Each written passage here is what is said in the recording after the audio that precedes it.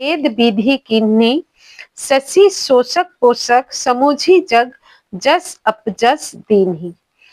सम प्रकाश মানে সমান প্রকাশ, তম মানে অন্ধকার, পাখ দোহু মানে পাখ মানে হচ্ছে পক্ষ, দুহু মানে দুই পক্ষ। আমরা সবাই জানি যে দুটো পক্ষ হয়, একটা চন্দ্রমা বাড়তে থাকে আর একটা চন্দ্রমা কমতে থাকে, ধীরে ধীরে তার জ্যোতি কমতে থাকে।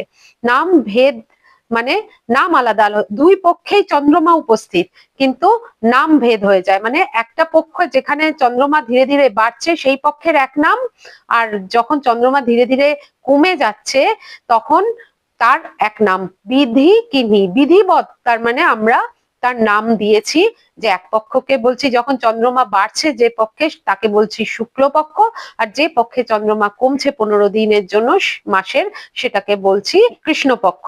শুক্লপক্ষের চাঁদ ধীরে ধীরে বাড়ে, পূর্ণিমা হয় আস্তে আস্তে।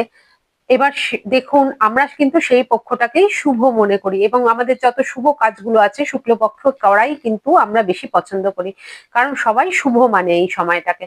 পূর্ণিমা হলো মানে মধ্যবিন্দু, সেখানে একবার পৌঁছচ্ছে শুক্লপক্ষের চাঁদ ধীরে ধীরে, আবার সেখান থেকে আস্তে আস্তে আবার কৃষ্ণপক্ষের চাঁদ একদম ধীরে ধীরে কমে কমে চাঁদকে আর দেখতেই পাওয়া যায় না।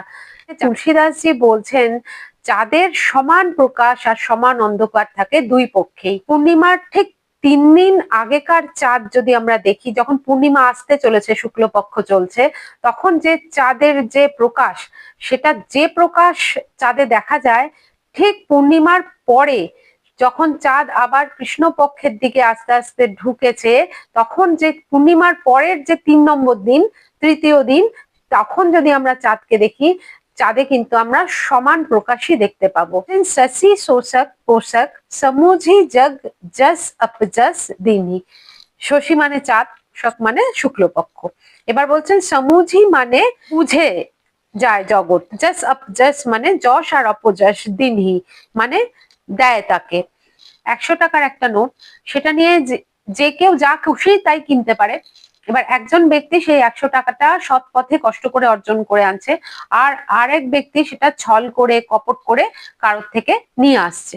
এবার 100 টাকার যে ক্রয় ক্ষমতা, সেটা তো দুটো ক্ষেত্রেই একই। কপট করা ব্যক্তির কাছে যখন সেই 100 টাকাটা আছে, লোকে কিন্তু সেটা নিন্দা করছে, আর সেই টাকাই যখন সৎ ব্যক্তিটির কাছে আছে তখন সংসার কিন্তু তার সেই টাকাটার যশগান করছে।